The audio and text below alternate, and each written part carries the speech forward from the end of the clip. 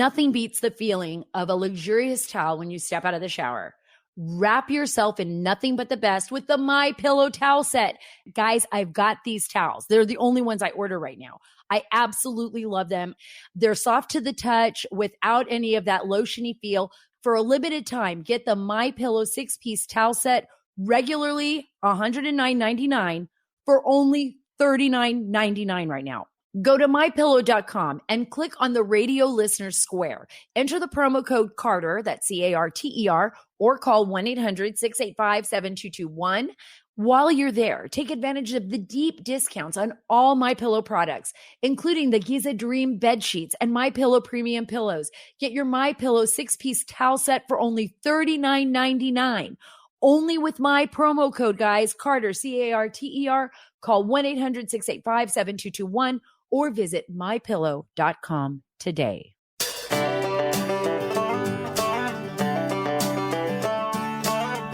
Hello, America. We've got a lot to talk about today. There's so much happening.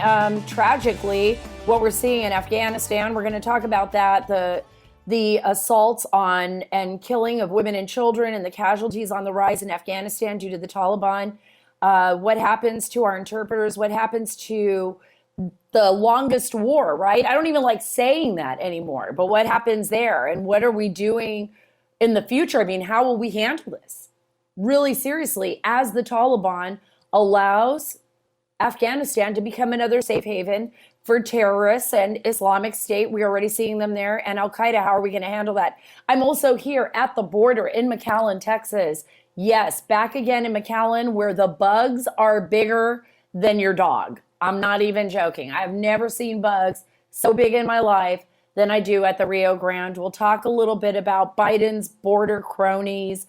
We'll talk a little bit about how the Biden administration is leaving the entire nearly 2,000-mile border with Mexico wide open, basically letting everyone in, but then has a travel ban in place for vaccinated Europeans.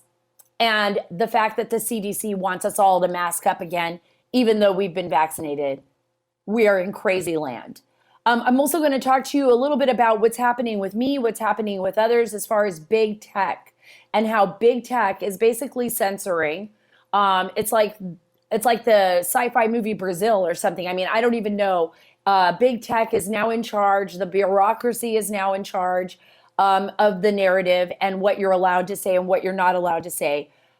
I can't even put up posts on Facebook right now to warn parents about fentanyl and how children are dying of fentanyl because apparently it is against Facebook's sensitivity policies. A lot of stuff to get to, a lot of things we need to talk about. And I hope you're all having a great day. I mean, I'm sitting here thinking like, I was looking at my Twitter thinking to myself, as I was watching responses come in on a tweet that I just put out, like, are we living in an upside down world? I know I say that a lot, but I feel really sorry for so many of you out there. For those of you who feel like this nation is changing before our very eyes, I totally understand how you feel.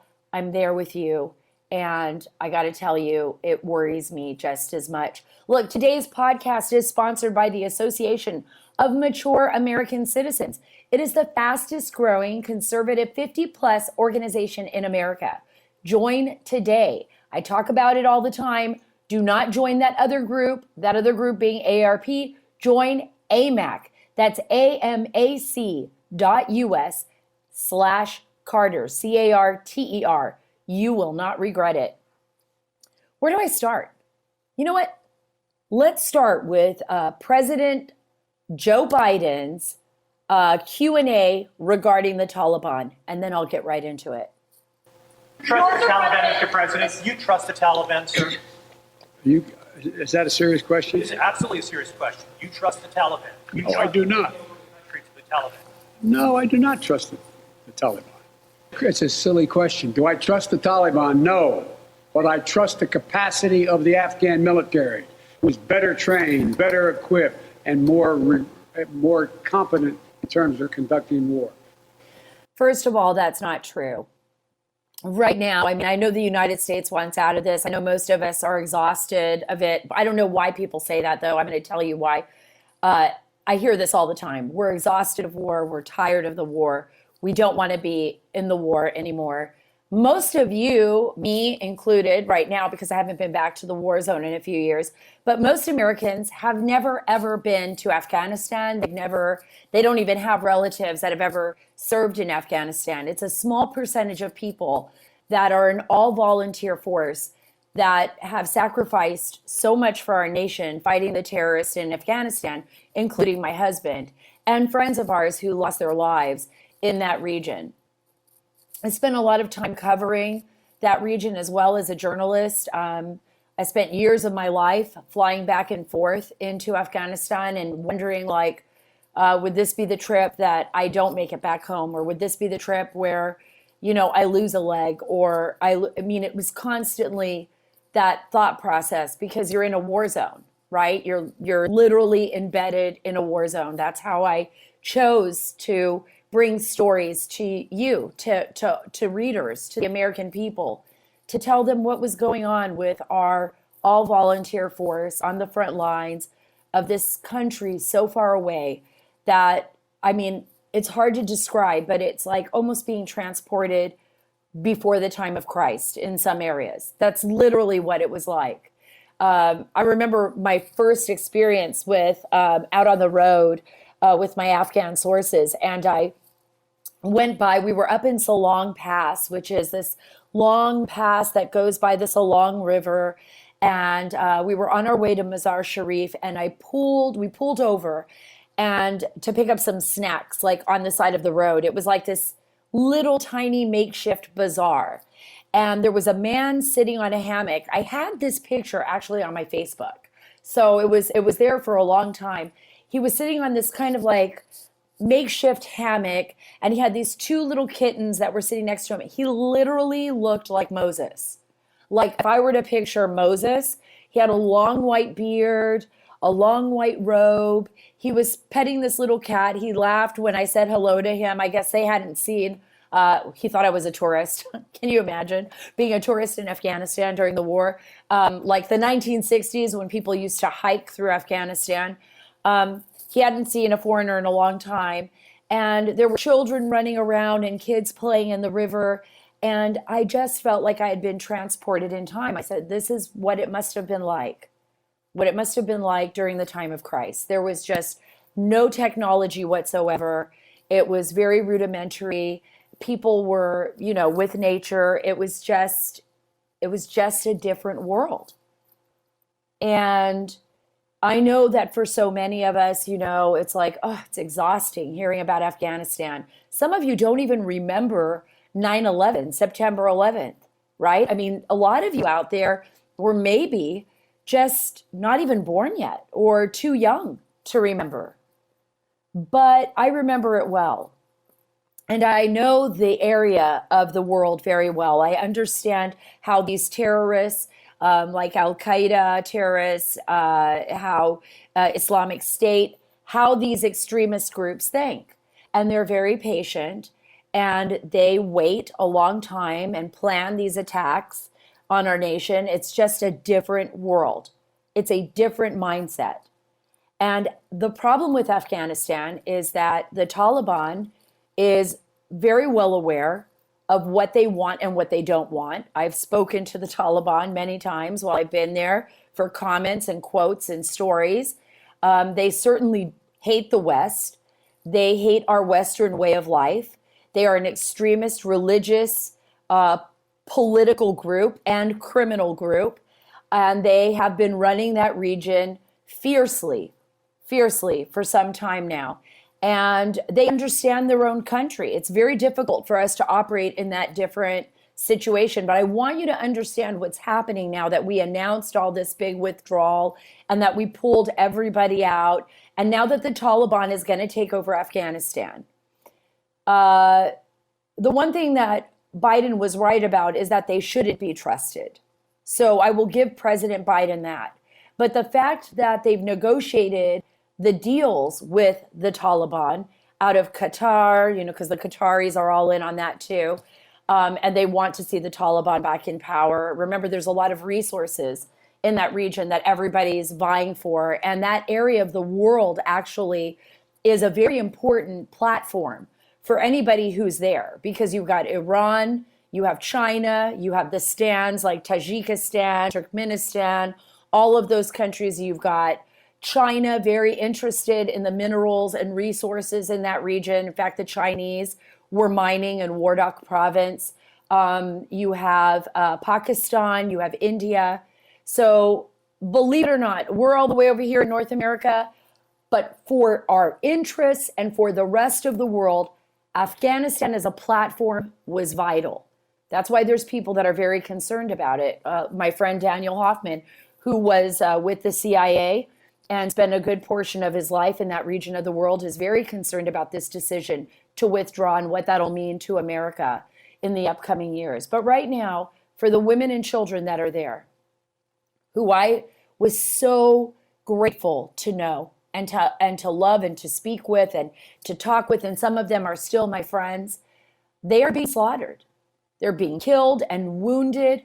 I mean, in the first half, this is from an Associated Press story, the first half of 2021, that's the first 6 months of the year, more women and children were killed in Afghanistan in the first half than when the United Nations began systemically keeping count of it since 2009. I want you to think about that. Women and children being slaughtered. I know we can't be the world's police, but we have to understand what's going on here. The war-torn country saw a 47% increase in the number of all civilians killed and wounded in violence in Afghanistan in the first 6 months of the year. And here we have Deborah Lyons, a UN Secretary General, imploring the Taliban to stop it. I know a lot of you are thinking, you know what? That's not my problem. I've got too many things to worry about. I've got to go to the grocery store. I got to take my kid to school. I get it.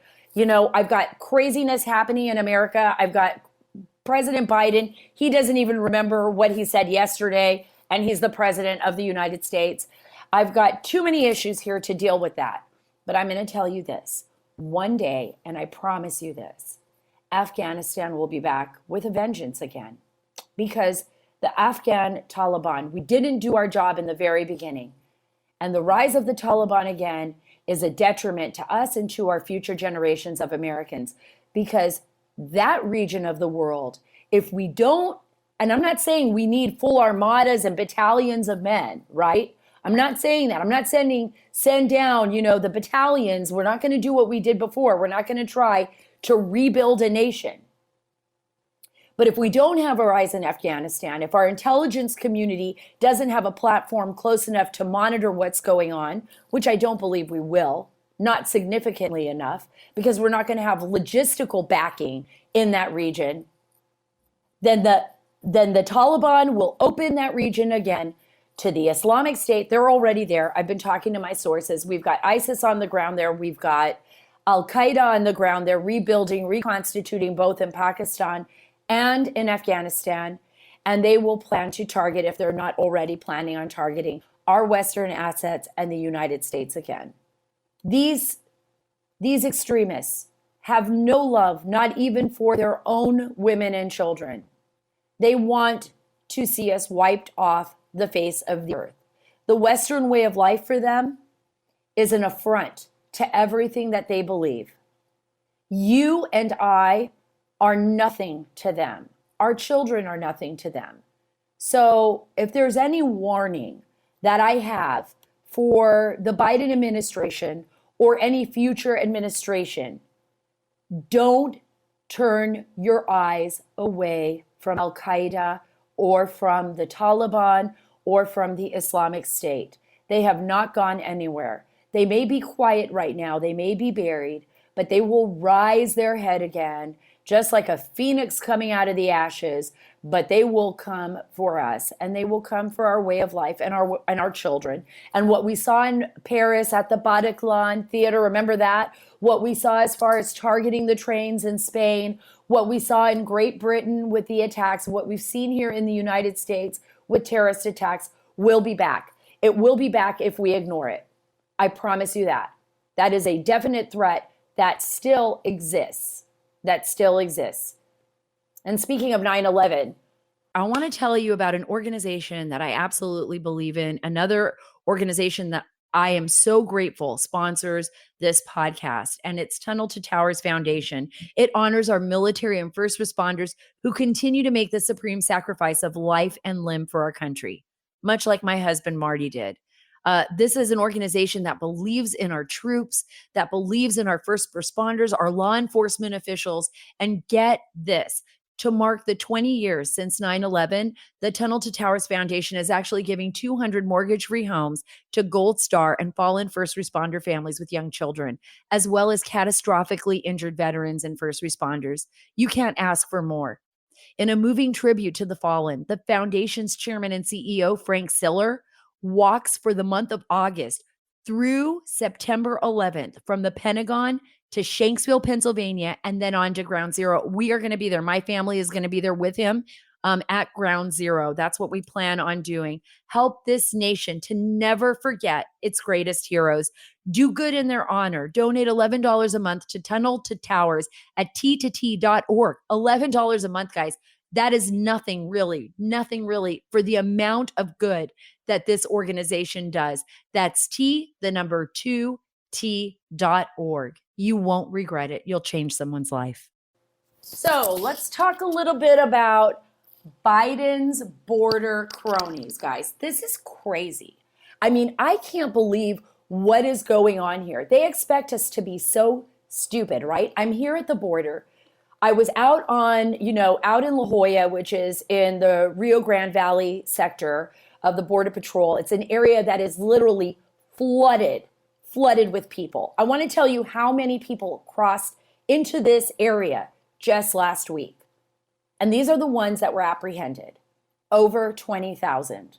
Yes, you heard me correctly. Over 20,000 people just last week entered through only the Rio Grande Valley sector. It's about a 52-mile sector here in Texas. And the bugs literally are bigger than some of your dogs. I'm not joking. I have no idea where these bugs come from, but it's amazing. It's like Land of the Lost. Remember like the old dinosaur show? I don't know, I'm probably dating myself, but it literally is like Land of the Lost out here. Giant bugs everywhere. So I'll post pictures on Instagram when I'm out today, just so you can see it. Tarantulas. We heard some rattlesnakes yesterday. So this is a really dangerous area, especially in the summer, in the height of the heat, where people are dehydrated, which is the reason why they found so many more people that have lost their lives out here this year because they can't find water. And the temperatures go soaring into the high 110s, high humidity. It's really, really a treacherous area at this time of the year. But I want you to think about this. Not only are we dealing with all of that and the humanitarian crisis and the human trafficking and everything else, but we're dealing still with COVID and other viruses and other issues that are plaguing our law enforcement officials, our hospitals, and just us, everyday Americans. Because I'm going to tell you what, it doesn't stop here at the border. It goes all across the United States. We literally have seen a rise in 46 states now of COVID, right? So we've been told that. The CDC is like talking about locking down again certain areas, and they're actually asking us to wear masks even though we've been vaccinated. I don't agree with that at all. I don't know what is going on here, but that's crazy. But let's take into account that everything that they're saying must be done and that they are going to do it no matter what we scream and kick and fight about. The government is going to lock down again certain areas and we're going to end up having to wear masks. Well, let me tell you what's happening here at the border. People are coming in droves. They're being put on buses. They're being sent out all across the country. A majority of them are not being tested for COVID, and they don't even know where half of these people are going right now. I want you to think about that. And so even when our Border Patrol agents are trying to get the exact number, and I'm going to tell you something that I'm going to say here for the first time, getting the exact number of Border Patrol that has been in contact with people that could possibly have COVID, Nobody wants to give them that number. The statistics are not out there because they don't want you to know what's going on here at the border and how many people are coming in with COVID. In fact, while I was talking to you, a source of mine just sent me, and I have to verify this completely, but it looks like it came from the La Jolla Police Department.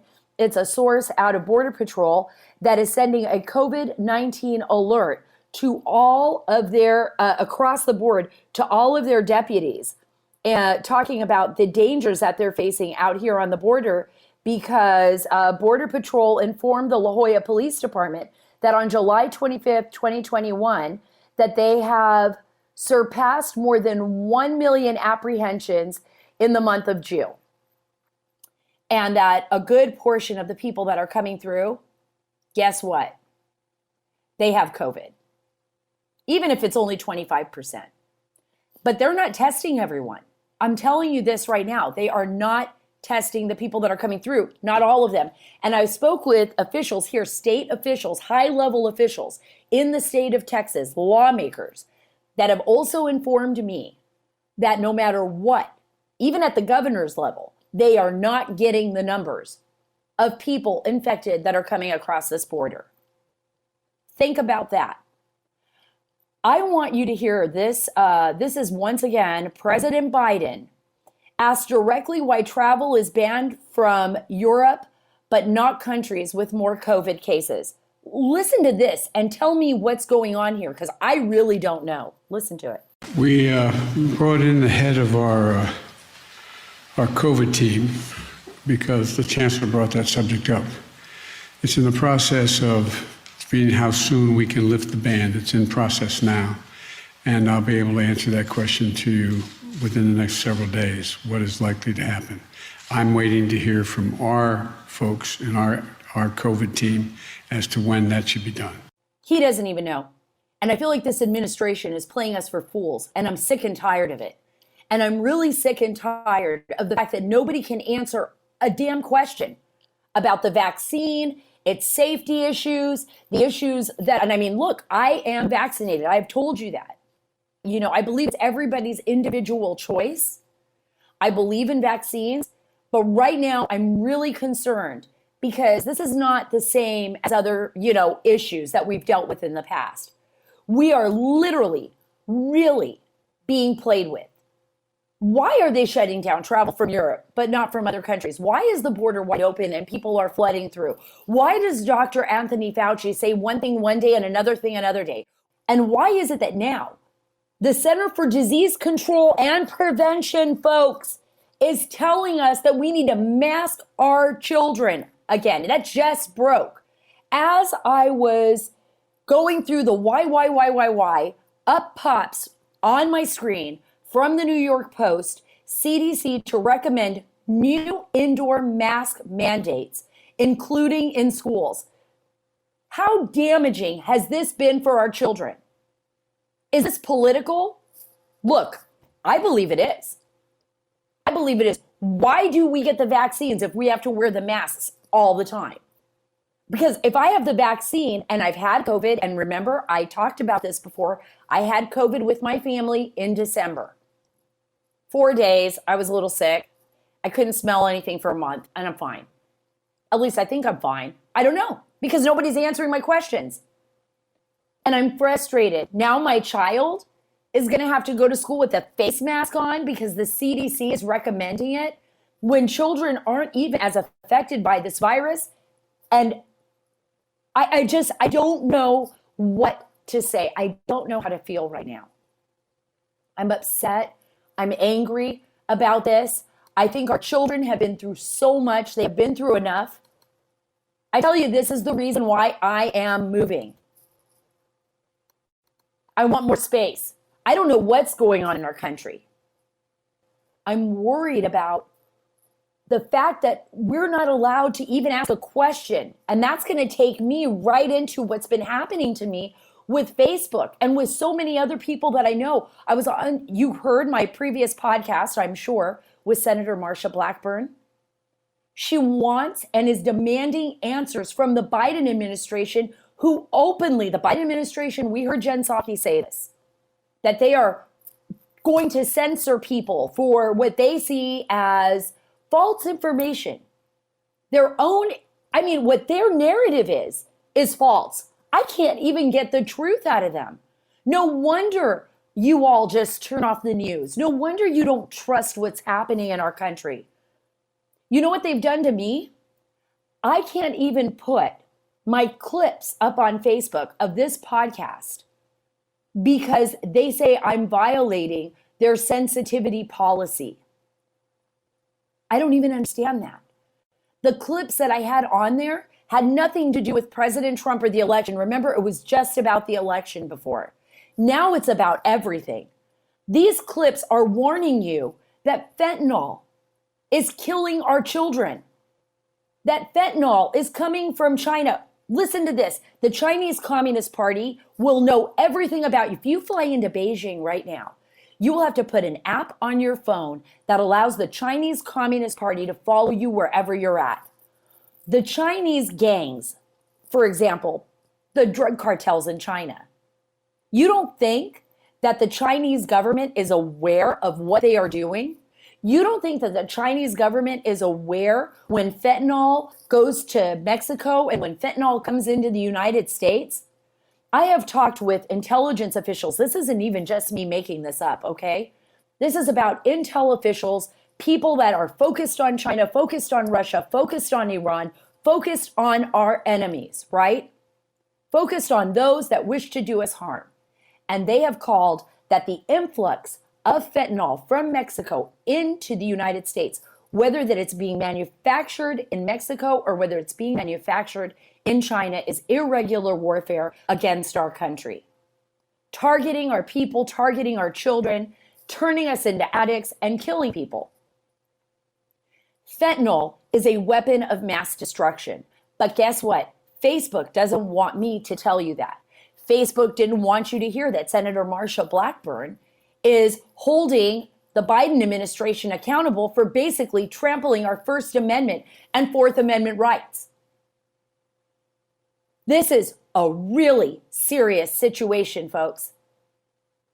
You know, I was looking also at some of the tweets that you guys were putting out there, like my enemies, you know, they weren't frenemies, they were literally enemies, like people who don't like me on Twitter, all because I said that a parent is their child's most important teacher.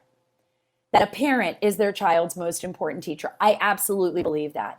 From the moment I was born, my mom and dad taught me how to love. They taught me how to be a critical thinker. They taught me to stand up for myself. My mother taught me to stand up to tyrannical governments because she had to in Cuba.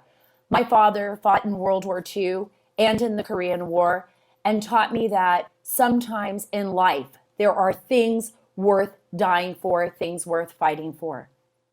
And the future of our children, the future of our great nation is one of those things that we have to honor and cherish. I learned that from my mother and father. I did not learn that. I learned to love God. I learned to love my neighbors. My gosh, I learned to make great rice and, Cuban rice and beans, arroz con frijoles from my mom. I learned how to cook great Southern food from my dad. I learned how to be a good parent and tell stories to my children and to tell them, that life is more than just this.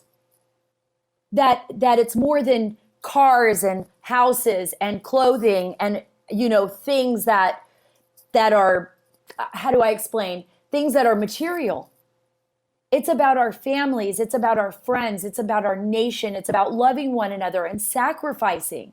I actually believe that informing the American people about what's happening in the world is that important because we have to protect our nation. When my husband went overseas, I always knew that he could lose his life or that he could come back wounded. I came to terms with that, and he did come back wounded. And I love him more now than I loved him the day that I met him, which is hard for me to believe because sometimes we do have arguments. And like every couple, you're trying to balance out your life. But I love him more now. I knew that. Where did I learn that from? I learned that from my mom and dad. But I saw all these insulting things like, oh, parents don't know crap. They want to teach their kids at home. It's a joke. It takes a village to raise a child. Oh, most parents are idiots. They can't raise their kids. I cannot believe that I am actually seeing this. I cannot believe that I'm actually reading this from other Americans on my Twitter feed. These insults. Like, I don't know if the people that were putting that on my feed actually have their own children or actually understand what it is like to parent.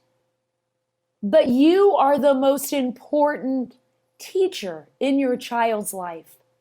When you go to work, when you come home, when you're upset, when you say, I'm sorry, when you laugh, every day that you wake up until the day that you are gone, and even after that, living in the heart, in your heart, your parents, what they've taught you is what you pass on. That's who we are. Being a human being is not easy, right? I mean, it takes a lot. We all know that we're finite, that we're mortal. Things can happen, and we still do it. And we still go out there, and we still fight for our country, and we still make the best of everything. At least that's what we should be doing. And now I think about Facebook, and I think about Twitter, and I think about what is happening in our country. And I think about the fact that this Biden administration wants to lock us down again, and that we are the only nation on earth, the only one, folks, with freedom, where we actually have the right to stand up to our government, at least for now, to say, hey, wait a minute, you need to answer these questions before I agree to what you are asking me to do and my family. Because guess what? You work for me, President Biden. I don't work for you. You work for me. You work for each and every one of us. Our lawmakers work for us. The bureaucracy, overblown bureaucracy, these bureaucrats that are stepping all over our Constitution and think they're so much better than us, like, Hillary Clinton, that we're nothing much but a bunch of deplorables. Those people work for us because their big fat paycheck and their job protection comes from our tax dollars. They work for us. Don't throw your high nose at me, Mr. Fauci, Dr. Anthony Fauci, or Jen Psaki, or whoever, or Nancy Pelosi, because you work for me. I'm your boss. Get it through your head. Although I think we've forgotten that. I think we've actually forgotten that in America. They're trying to infiltrate, and that's why they don't want our kids being taught at home or in private schools, because this Marxist crazy ideology that is taking over our country is being implemented in our public school systems and in our universities. That is what is happening in our country. I want you to listen here to John Kennedy. And this is awesome. I love Congressman John Kennedy. He's talking about how Biden lied during the campaign and he wants open borders. Listen to this. I think the Biden administration has ever told the truth about the border. I read the article about President Biden's decision to pay the contractors $2 billion not to build the wall, not to finish the wall. And here's my conclusion about that. What do you call a genius in President Biden's Homeland Security Department? A visitor. What he's doing is a crime against nature and intelligence. He's right. He's funny. I love Kennedy. He's a funny man, but he's 100% right. And the reason I bring that up is because it's not just about the border. It's about everything that is happening to us right now and our nation. It's about what this government that is seizing power slowly but surely, weaponizing our agencies, taking away our rights, putting masks on our faces so we don't see each other anymore, asking us not to gather, asking us to be 6 feet apart, even after they gave us the vaccine. You and I both have common sense. Once I get vaccinated, that's that. It's your choice. I'm not supposed to be getting COVID that strongly. I mean, if you get it, okay, then it's like if the vaccine's working, then it's like, okay, I feel a little bit of COVID, and then it goes away. Or I don't get it at all. But I can't really give it to anyone. I can't do any of that. So why am I wearing a mask? Ask yourself that question. And you know what? I'm not going to allow them to intimidate me anymore. They're already shadow banning me. They're already doing it. They're shadow banning all of us. We should be able to get together. We should be able to go to church. We should be able to see each other's faces. We should have the right to make choices for our own families, whether or not we want to put a vaccine that's barely been tested inside our children's bodies. We are Americans. Don't you forget it. Because the minute that you do, the minute that you forget what this nation stands for, you are seizing power. You are giving that power to the enemy. You are allowing them to seize it. You are allowing them to take away your rights. You actually have rights. Our founding fathers were brilliant. They created a constitution that is still worthy of all of our respect today. It is a brilliant piece of work and a Declaration of Independence. And we are all Americans. Don't forget that. Thank you so much for being a part of the Sara Carter Show. I will be back with more great guests and more information from the border. I'm actually going to be heading out today. I saw my executive producer ping me twice from Fox. I'll be on Sean, for the rest of the week, off and on, wherever. I don't know when you're going to hear this. But you'll see me there, either from the border or from Miami or from someplace in California. Remember, go to saracarter.com. That's where you can get all the links to my social media. Follow me there. Also, while you are there, please sign up for our email list. That's at saracarter.com. Go there, sign up for our email list. I promise that if you're shadow banned or I'm shadow banned on Twitter or Facebook, you'll be able to get all of my links into your email box right away every week. And remember, this is a great nation. We are a God-fearing country. We have great people. We're some of the most dedicated, loyal people on planet Earth, and we're not afraid of standing up for our rights, and we should never be afraid to stand up to tyranny. Thank you so much for following me, and God bless. See you next week.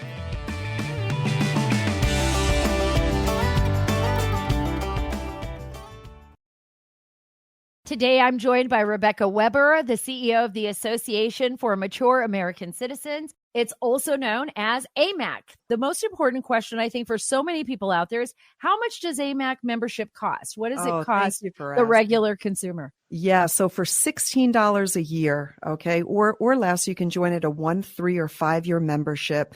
You get a couple of things. You get the benefits. You get a great subscription to a magazine. So for $16, you're going to receive a bi-monthly magazine.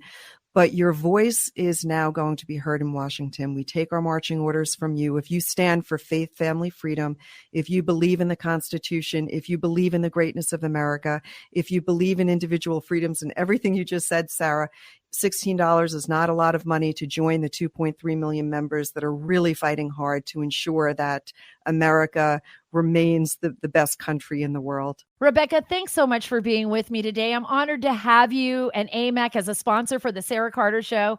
For more information, folks, visit